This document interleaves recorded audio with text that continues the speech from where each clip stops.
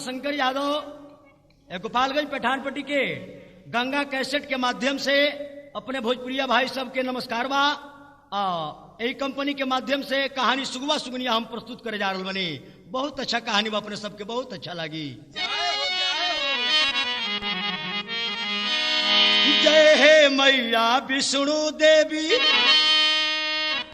थावे के महारानी, Ganga cassette company के राख ली इज्जत पानी। देखब कौनो कष्ट न आवे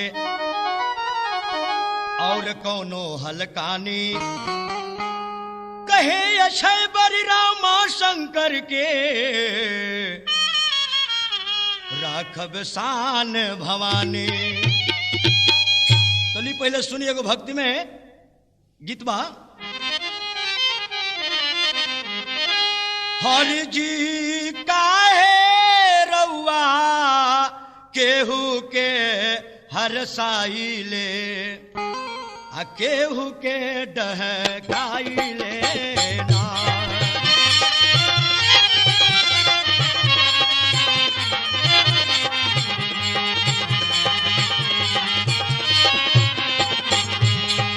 हरि जी काहे रउआ केहू के हर साइले, केहू के डहकाइले ना।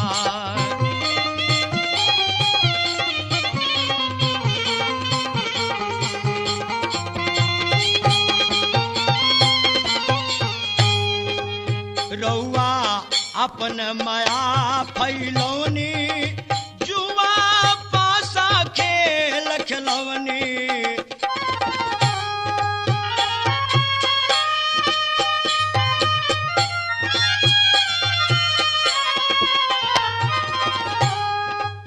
रउआ अपन माया फैलौनी, जुआ पासा खेल खिलौनी।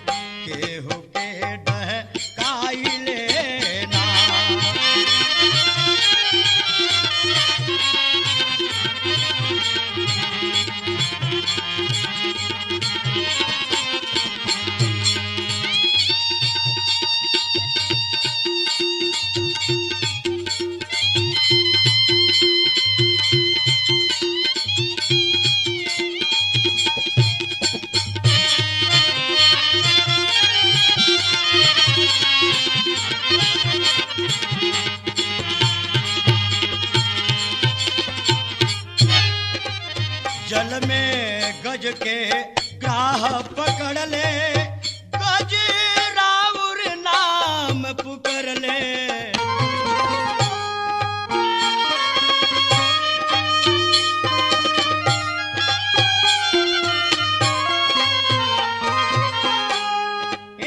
जल में गज के ग्राह पछड़ ले, गज राउर नाम पुकर ले।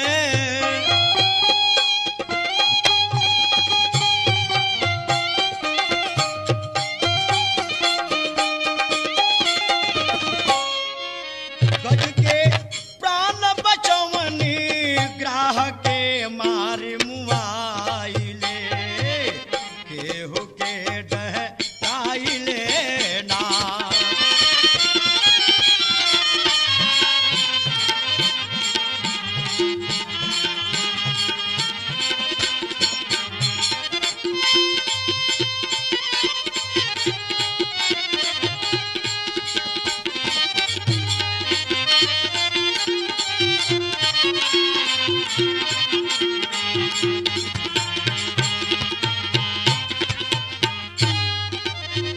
पहले यादो जी राउरे गीला अजबे बाटे राउर लीला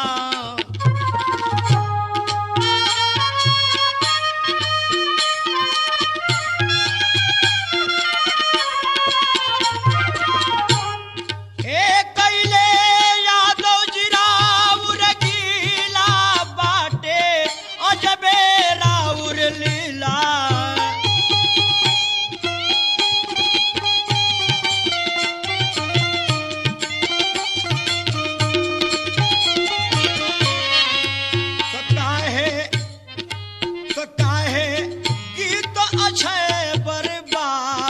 से लिखवाई ले केहू के डहकाई ले ना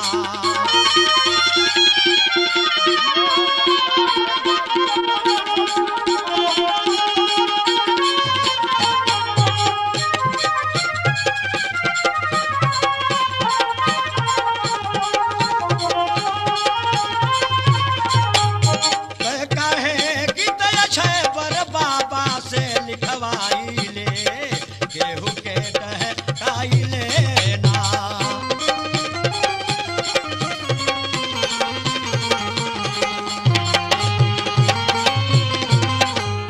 अच्छा भैया आप कहानी पर ध्यान दी। कहानी पद्म पुराण से बा एक सुगा सुगी का ऊपर सुगा और सुगी भगवत भजन से इतना प्रेमी रहले कि एक जंगल में वाल्मीकि नाम के ऋषि जी रहतरनी और ऋषि जी रामचरित्र यानी वाल्मीकि रामायण की कथा सुनावतरनी।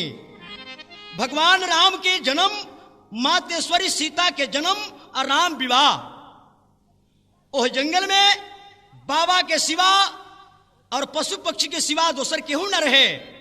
जब कहानी जनकपुर की जो सुनल जनक जी के फुलवारी की विशेषता तो सुगी कहली अपना सुगा से कि हे पतिदेव का कहली हो कि सुनी का कहली कि जब ओइजा के बड़ाई ऐसा बात तो वास्तव में राजा जनक जी के फुलवारी होई कैसन दोनों प्राणी चल रहे देखे खातिर सुगवा सुगनिया विचार कैल मनवा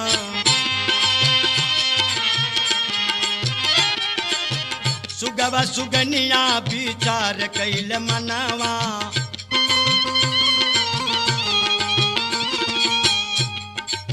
सुगवा सुगनिया विचार कैल मनवा ऐ सुगवा सुगनिया विचार कैल मनवा ओ चल के तैयार भइले जनक जी का धमावा चल के तैयार भइले जनक जी का धमावा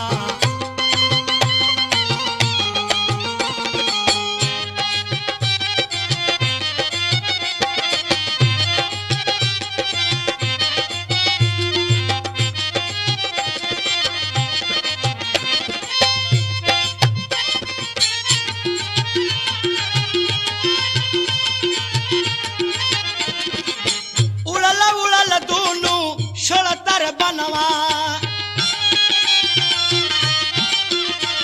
ओ उड़ल उड़ल दूनु छोड़तर बनवा नीचे के भूभुर रहे ऊपर के घमावा नीचे के भूभुर रहे ऊपर के घमावा जाके पहुंच गईले जनक जी का धमावा जाके पहुंच गईले जनक जी का धमावा भैया जाके वही जनक जी का फुलवारी में एगो आम का डाली पर दोनों प्राणी बैठ गए लो सुगा और सुगी। सुगा कहले के है सुगी तनी आराम कर लेवे के कहे कि बड़ी दूर से हमने आयल बनी जा। सुगा कहले सुगी से का कहले हो तनी टट रह भाई कि आराम कल धनिया आराम कल धनिया आराम कल धनिया। ए सुगी अब प्यारी हो सुगनिया आराम कल धनिया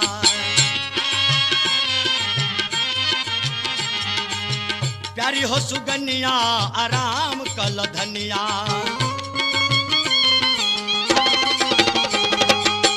बड़ी दूर से आई बने पिरा गइल चरनिया अरे बड़ी दूर से आई बने पिरा गइल चरनिया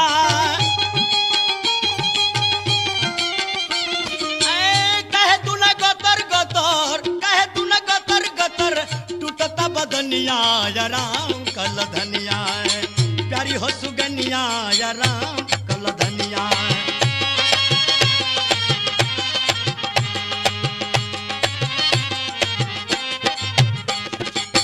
स्वामी के वचन जब सुनली सुगनिया अरे स्वामी के वचन जब सुनली सुगनिया धीरे धीरे दबे लगली धीरे धीरे दबे लगली स्वामी के चरनिया आराम कल के बालम प्यारी हो सुगनिया आराम कल धनिया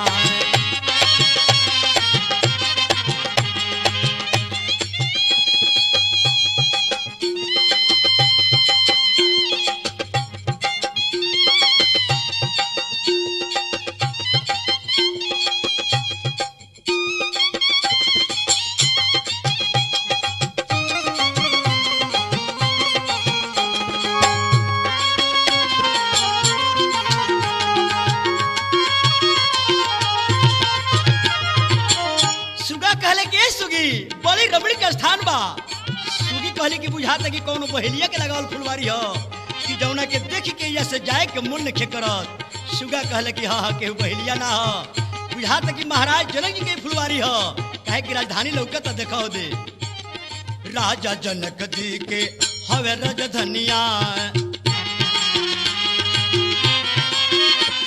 अरे राजा जनक जी के हवे राजधनिया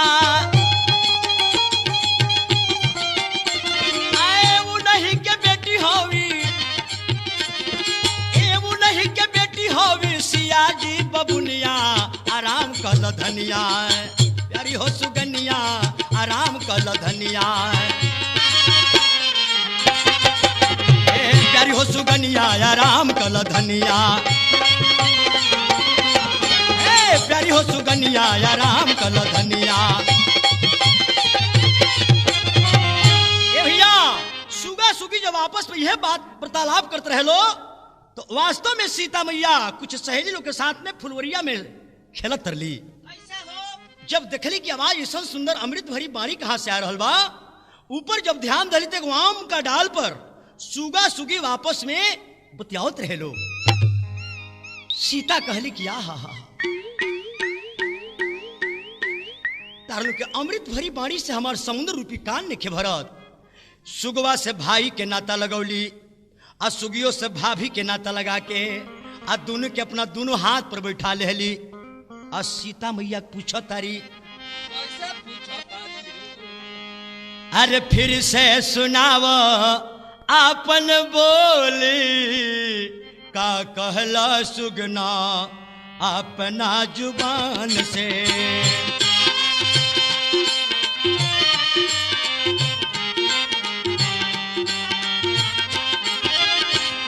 फिर से सुनावो आपन बोली का कहला सुगना अपना जुबान से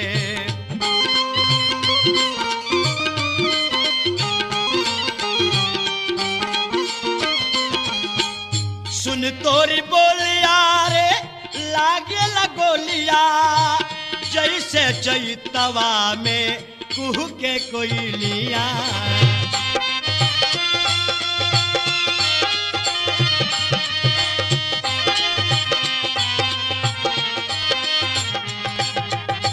सुन तोरी बोलिया रे लागे लगोलिया जैसे चैतवा में कुह के कोयलिया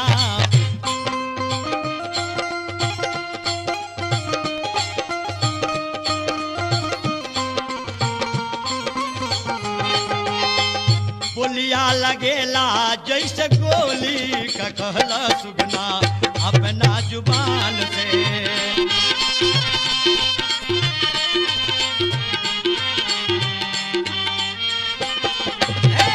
बोलिया लगेला जैसे गोली का कहला सुगना अपना जुबान से।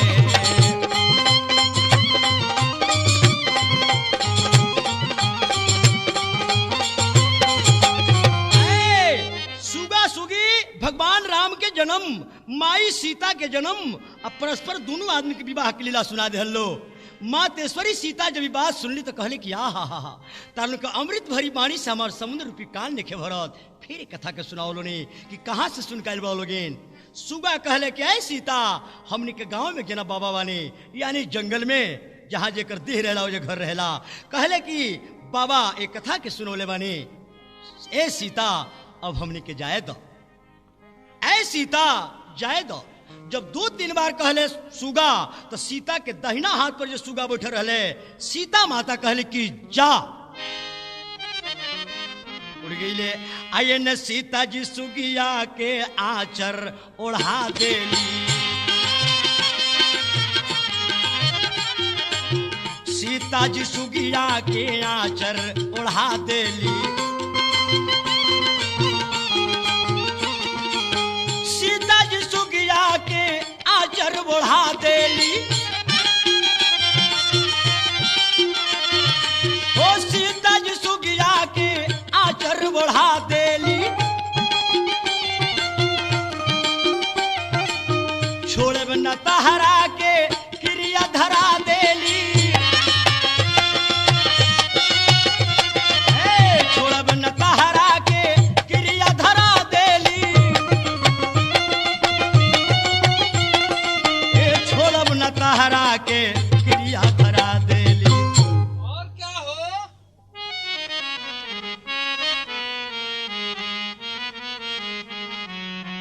भैया कहली सीता सुगी से कि तू घबरा मत, आ तोहारा के घरे ना जाए देव सुगनिया। ले चलबो अपना मकान।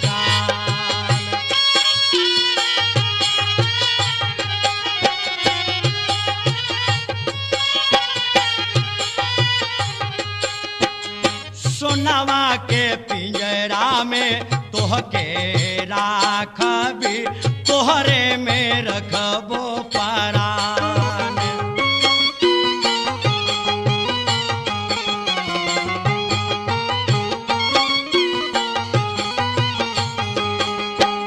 दूध भात खोरवा में तोहके खिलैबो, तोहरे से करबो हम बात।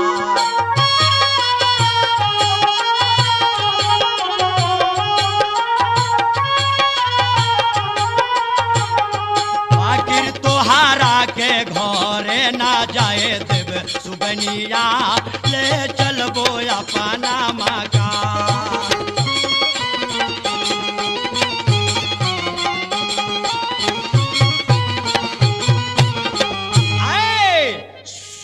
सीता मैया और सुगी आपस में बातचीत कर रहे तब तो सुगा कुछ दूर चला गई ले। पीछे जब मुड़ के तकले तो सुगी ना रहली। सुगा कहले कि आहा सुगी कहीं गिर गई झाड़ी में, कहे कि सुगी गर्भवती रहली। सुगा वापस लौट गए सुगी खातिर और वही फुलवारी में पहुंच गई जहां सीता मैया सुगिया के पकड़ले रहली। जाके सुगा कहले कि ऐ सीता दे दो हमरा सुगी के, लेट होता जाए दो। सीता कहली कि तारा सुगी के ना देव ना देव ना देव। यह बात जब कहली तो सुगवा रोए लागल। कहलस ओ सुनबू तो सुनबू हो सीता हम रो बचाना यार, हम रो बचाना हो। अमती बोलो सीता ऐसन बात अनुएरा।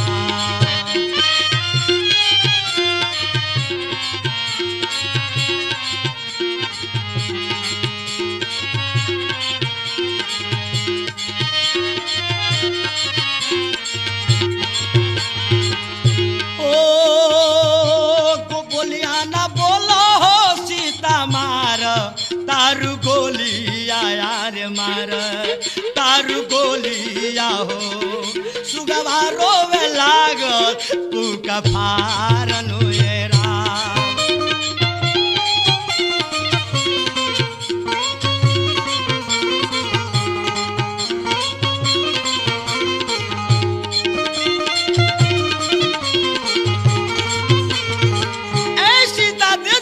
सुगी के सीता काली की कितनो प्रयत्न करबो लेकिन आ दे कहले ओ बाड़ी गर्भवती हो सुगिया कहे ला बचाना यार कहे ले बचाना हो सुगवा रोवे लागल पुका फारन ये राम।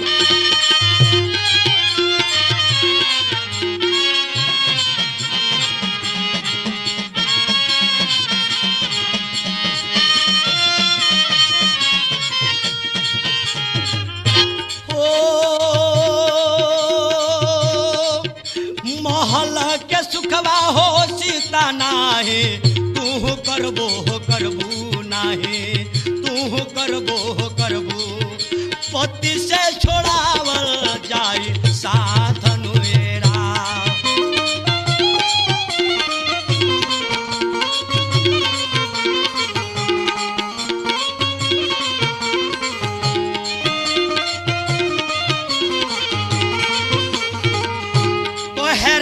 शंकर हो पानी आँखी यन में भर गइल बा पानी भाई आँखी यन में भर गइल बा पानी सुगवा त्याग देहले प्राण ये राम।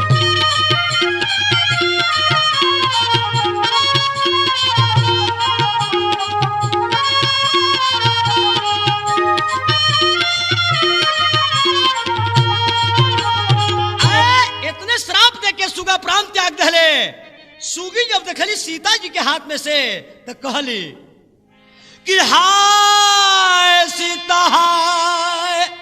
सीताई का कैलू तू तो लुट ली हलू सोहाग हम के अनाथ तू बना रे दिहलू। लड़का हो गईले अनाथ अय बही गर्भवा के मातल बानी पति से छोड़ा दिहलु साथ सीता छोड़ा दिहलु साथ जैसे गर्भवा के मातल बानी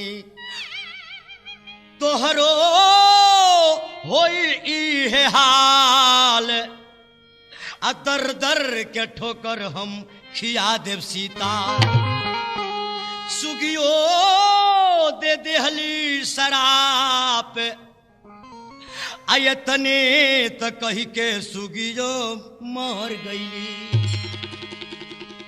दोनों प्राण त्याग दहले। ए भैया सुगा और सुगी प्राण जब त्याग दहलो तब देखी का भइल हो जगत जननी माता श्री जानकी जी के विवाह भगवान राम से भइल और सीता मैया के दोबारा वनवास से तू वह सुगा सुगी के श्राप रहे कि भगवान राम लक्ष्मण के आदेश कहनी कि लखनलाल जी ले जा सीता के जंगल में छोड़ दिया। तब देखी काद होता।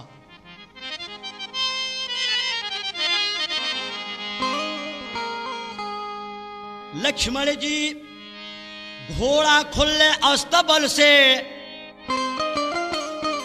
घोड़वन के सजवा देहले चार कटोरा बाचानी के चारों पैर लगा देहले केस केस में मती लगा के घोड़वन के सजवा देहले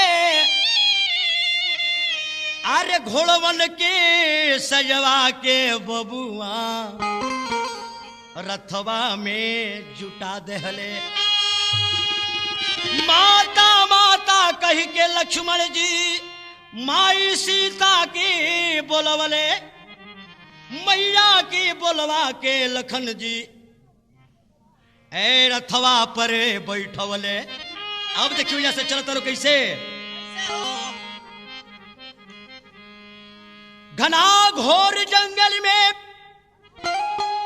जब रथ लक्ष्मण बढ़ावे लगले, एक बार जब पीछे देखस तो नए नए आंसू बहावे लगले।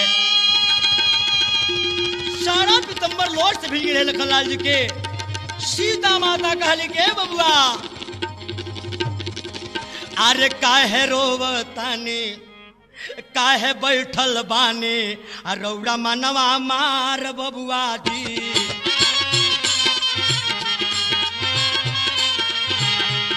काहे बैठल बानी रौड़ा मन मार बबुआ जी।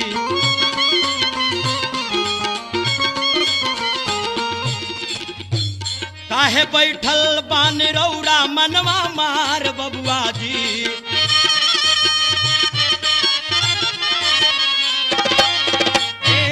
काहे बैठल बानी रौड़ा मनवा मार बबुआ जी।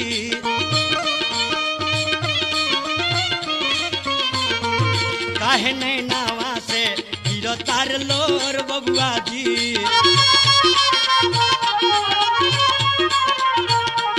काहे नैनावा से गिरो तार लोर बबुआ जी।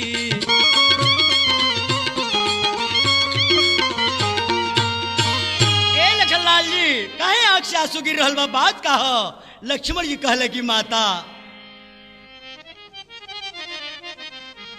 आर सुनबू त सुनबू माई हो,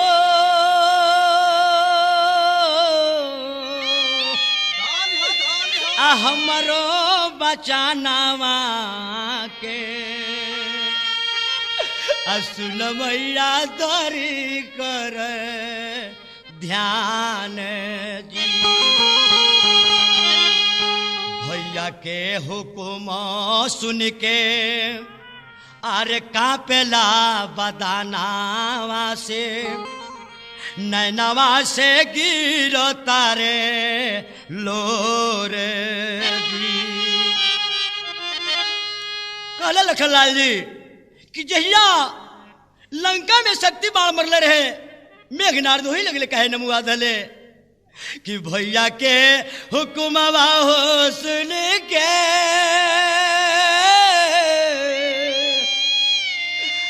आर कपता बदानावा से। बैरी होई गईले वो दिन प्राण। लखनलाल जी कहले कि माता कहे वाली बात नहीं खे कि काहे आंख से आंसू गिर रहल बा। कहनी माता सीता कि लखनलाल जी कुछ बता दो कि बात काहे करो तरो। लक्ष्मण जी कहले कि माता कहे वाला बात नहीं खे, आगे बताए। अब देखी का होता भैया। सीता मैया कहली सीता कि ए बबुआ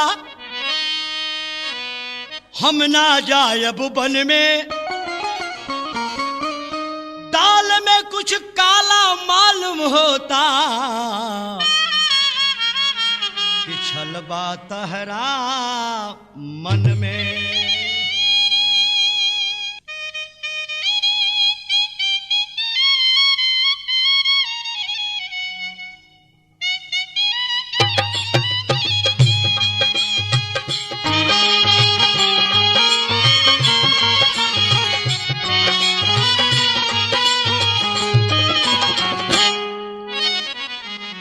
भैया माता सीता कहली कि लखनलाल जी काहे रोत रहो, का बात बा। माता कहली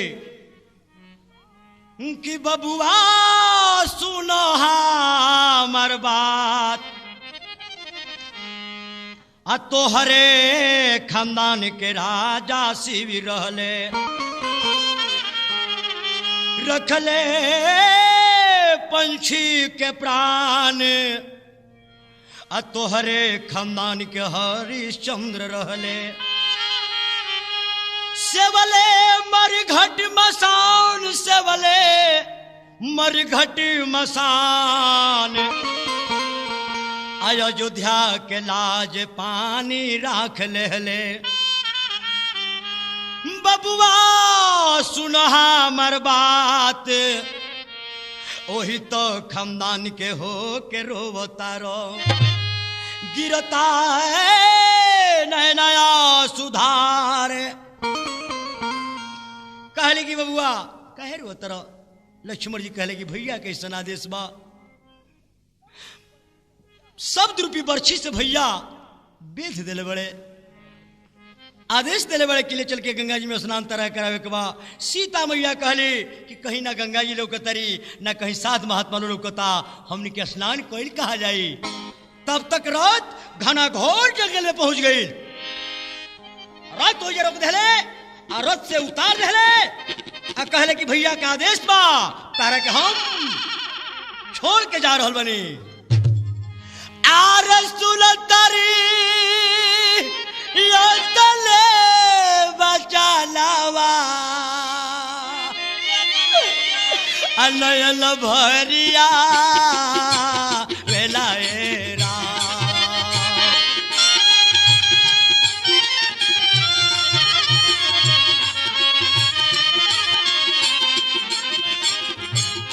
जिन करे थर थर का पता बादानवा जिन करे थर थर का पता बादानवा नयन भरिया वेलाएरा।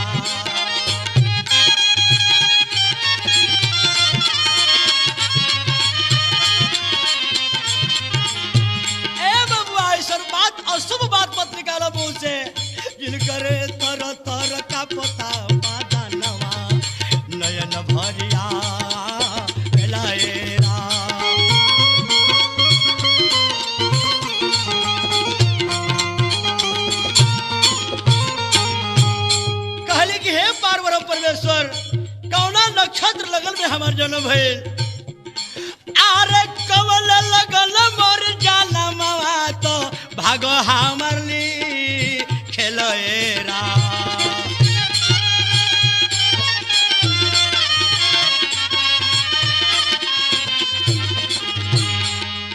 कहली कि कौना नक्षत्र में हमार जन्म भइल कि विवाह हो के आइल। अयोध्या में जैसे चल रखनी पैर रखनी ससुर के मरण हो गए। अरे ससुर के हो गइल मारा नवा तो पति के पानवा सावा भइलेरा।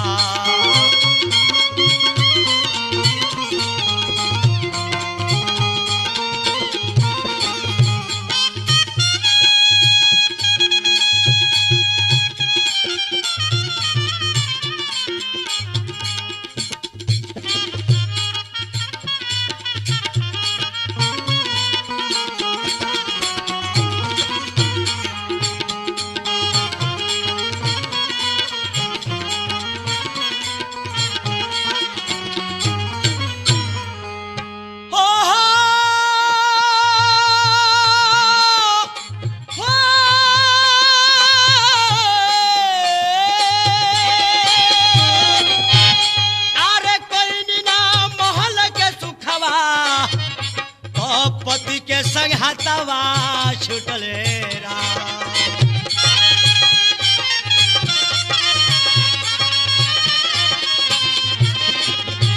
हे भगवान, हे अवस्था में हमारा के देख रेख करी। अरे भाई बैजनाथ हमरा संगवा तो नल के बजावेले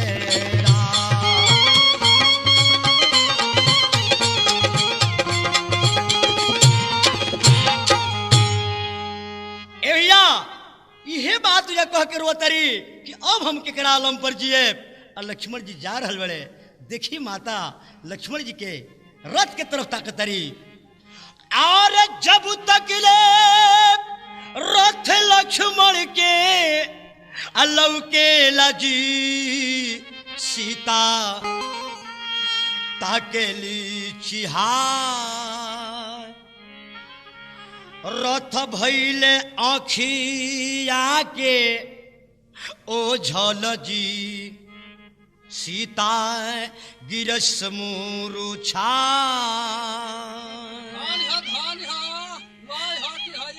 सीता मैया सोचतर की अब कहा जाए बाकिर बन से निकले ली बनो आ देवीनु जी पहुंचे सीता लगे जाए। ध्यान दी भैया, सुगा सुगी के श्राप रहे। सुगिया कहले रहे कि हमरे अवस्था में तू रहबू, यानी गर्भवती अवस्था में तू रहबू। तो सीता माता उस समय में 8 महीना के गर्भवती रहली। अब देखी का होता, सोच तारी की पति से साथ छूट गिल बा। अब प्राण के विसर्जन कर दे, गंगा जी में प्रवेश करता रही, घुटना भर पानी में पहुंचता रही। वही या करीबे में वाल्मीकि जी की कुटिया रहे। पानी के छपछपाहट जब बाबा के काम तर पहुंचल, बाबा पीछे मुड़ के तकनी कहने की के हा कहली माता सीता की बाबा अभागिनी सीता। बाबा कहने की बेटी आगे मत बढ़ा, लौट जा। कहली कि ना बाबा प्राण गवा दे। देखी का कहली बाबा कहने की बेटी आगे मत बढ़ो। आरे कौन कारण बेटी हो डूबता रू नैना नीरा ढारता रू नैना नीरा ढारता रू हो। कहली माता सीता कि पति के कारण बाबा हो डूबता नैना नीर ढारता नैना नीर ढारता काहे कि पति के साथ छूट गइल बा। जौना सुहागनी औरत के पति के साथ छूट जाला, ओ पत्नी के रहल ओ औरत के रहल ठीक ना होला। ऐसे बाबा हम अपना प्राण के गंवा दे के चाहतनी। बाबा कहने की बेटी आगे मत बढ़ो, तू हमरा चेला के पत्नी हो, हमरा चेला के धर्म पत्नी हो। आव हमरा स्थान पर रह, एगो गौ माता वाली के सेवा करी हो। अब वाल्मीकि जी का आदेश पर माता रह लगली। बाबा कहने की बेटी और सीता जी के काम में मिलल गैया खियावे के। सीता जी के काम में मिलल गैया खियावे के। सीता जी के काम में मिलल गैया खियावे के।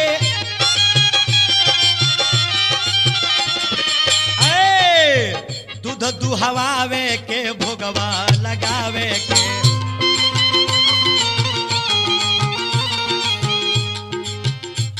आरे सीता जी के काम मिलल भोगवा लगावे के। नित दिन ठाकुर जी के आरती दिखावे के। नित दिन ठाकुर जी के आरती दिखावे के। दुहवावे के भोगवा लगावे के। नित दिन जी आरती दिखावे के। भैया अब देखिए दिल पहुंच गई।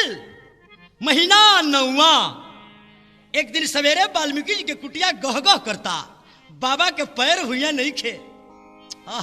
सुबह के समय बाद देखिए कैसे कैसे हो?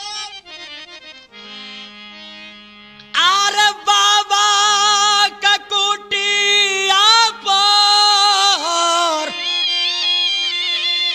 सोर भइल बड़ा आहे, सोर भइले लालना। बाबा के कुटिया गह गह करता, ये लालना सीता जी के जन्म मेल की सोर महलिया उठे सोहर है।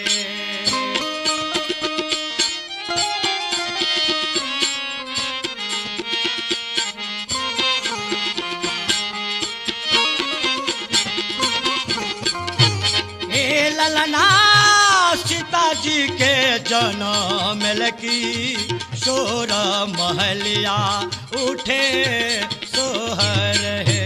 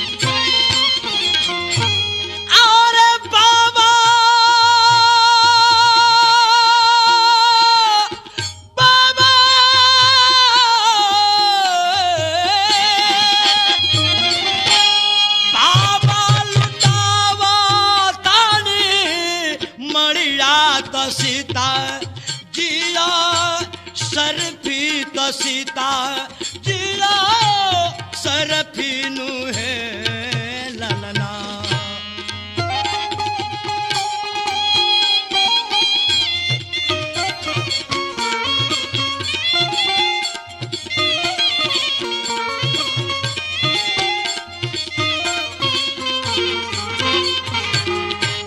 ए ललना लूटावे लिहो का गनवा भवनवा होला सोहर है।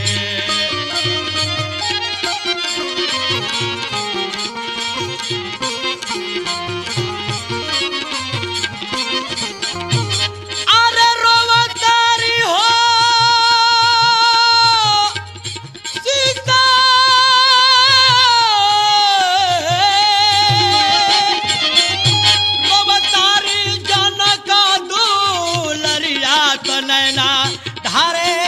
लोरावा नैना से धारे लोरावान है।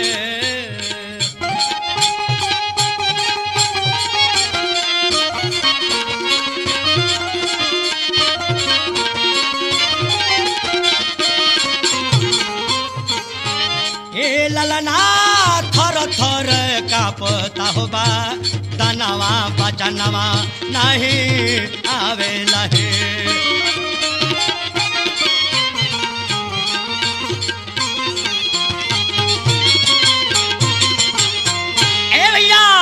देखी इतना उत्सव में जरा बेटा के जन्म उत्सव बा ओह माई के कलेजा भला दरियाव कहे ना हुई, लेकिन रोतरी जनक के दुलरिया एगो शब्द में आ गई काहे रोतरली ऐसे रोतरली कि ई जन्म यदि अयोध्या में भई रही महाराज भगवान राम का महल में बड़ी खुशहाली हुई, ओइजा सब भांट मोरियों ने जुटी, लेकिन देखी हिजा के कहां से आई। ए रामाशंकर भाई। हाँ जी।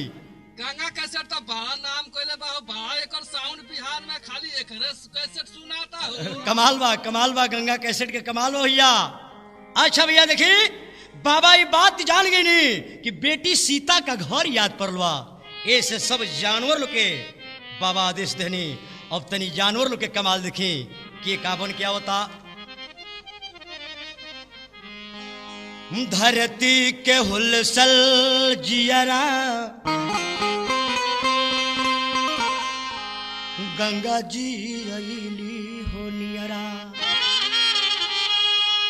धरती के हुलसल जियरा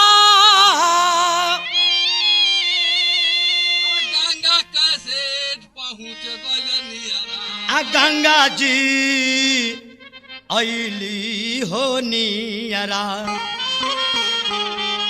ऐ तब का भइल से कुटिए तर बहे लागल पनिया हो लाल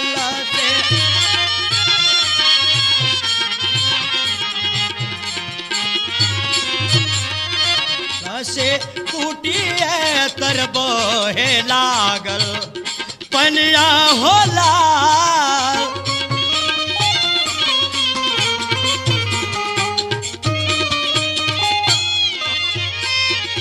आई देखी जानवर लोग के कमाल के का बन के आ गईल। भालू लबार बन के। ए भैया लबार ठेठ भोजपुरी शब्द है। लबार के जोकर कहा जाला अंग्रेजी में कॉमेडियन। भालू आ गई अब देखी। भालू लबार बन के भालू लबार बन के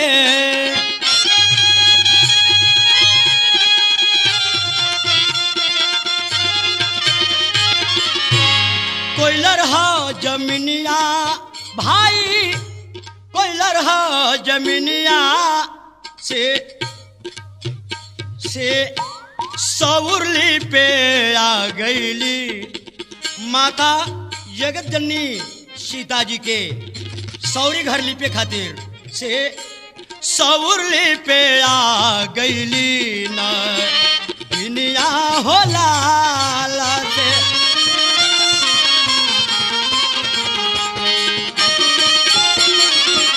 से सौरली पे आ गईली न दुनिया हो लाल।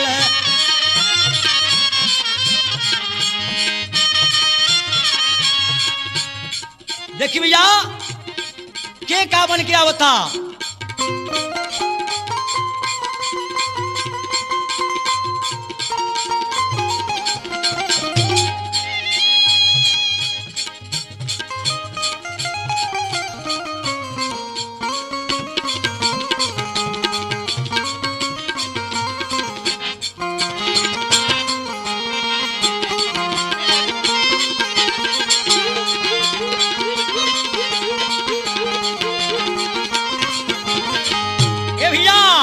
अब देखी क्या होता। हथुनी लियावे लकड़ी हरि न जलावे लिपसंगी।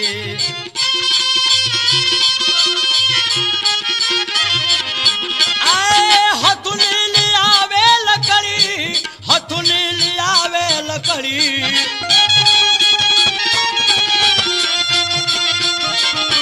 अरे हरि न जलावे लिपसंगी हरि न जलावे पसंगी से पसंगी अगोरेली भिनिया हो लाल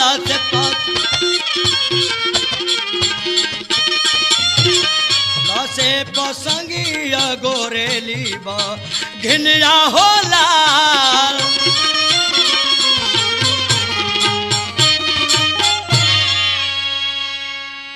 बड़ी धूमधाम में भैया बाबा के कुटिया पर बाबा आनंदमय वाणी माता सीता बाबा के कुटिया पर रह लगली।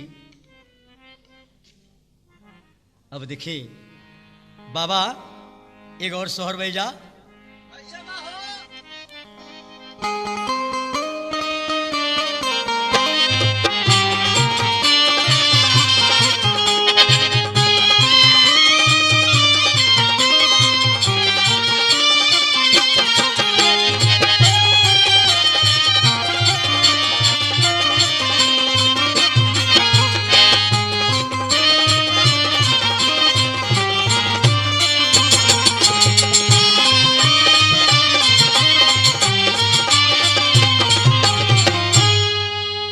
कैसे बा अरे मचिया बैठल मैया सीता बल क मुहवा निरखे बल के मुहवा निरखेल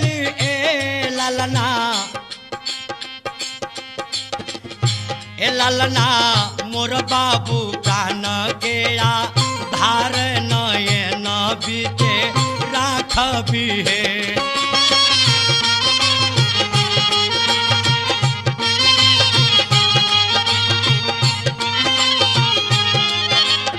भैया हर एक माई का बड़ा दिल खुश होला उस समय में जौना समय में स्नान वगैरह करके अपना बाबू के गोदी में लेके बैठेली अब बाबू के अपना हर एक अंग के कैसे कैसे तुलना करता रही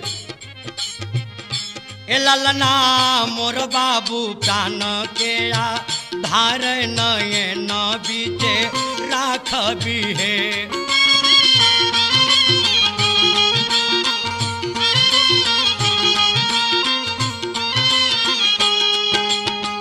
पनवा ऐसन बबुआ पातर सो परिया ऐसन धुरहुर सो परिया ऐसन धुरहुर ए लालना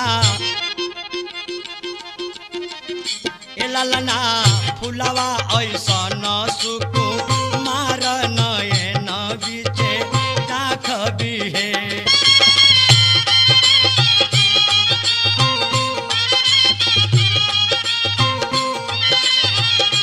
लालना फुलवा ऐसन सुकु मार चंदनवा ऐसन कम के ले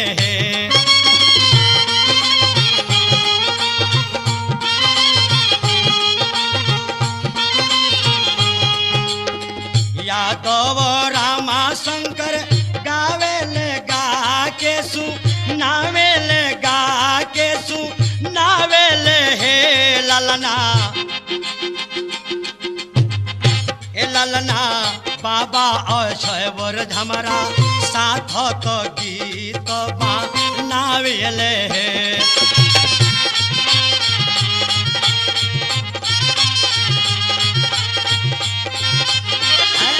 लालना बाबा अक्षयवर हमरा साथक गीत नावेले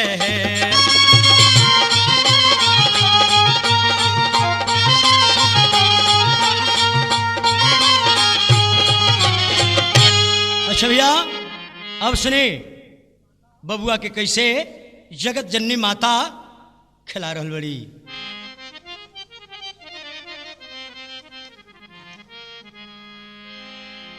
और अंगना में बैठी सीता जी गोदी ले हाली बबुआ के अरे खिलावेली हो ए बाबू बबुआ के चंदा के दे खावेली आंगना के लावेली हो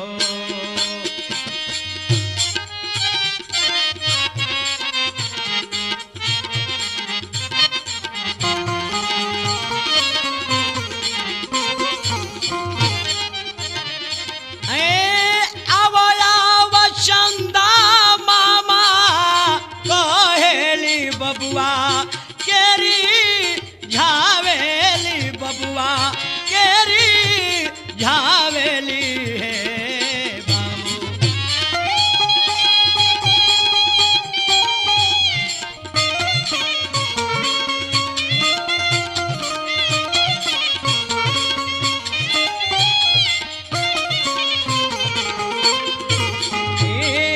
चंदा मामा आई रौरायांगाना बा हारत बाबू केरी घायनु है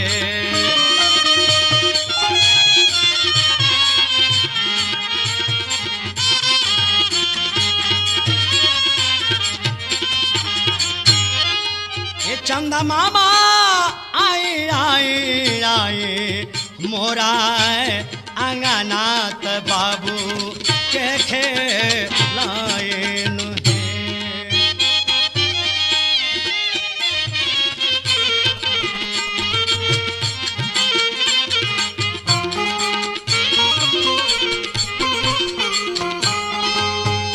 ये भैया हमने के देहात में कि माता लोग कैसे कहला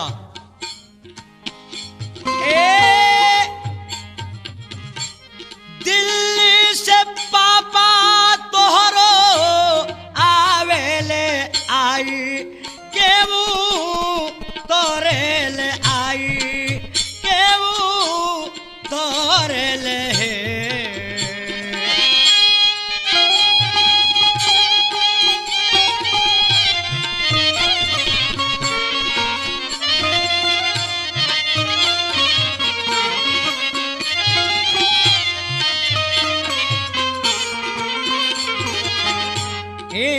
बाबू देखो हो दे लेके अइलन कारत तोहरा के खेलावेले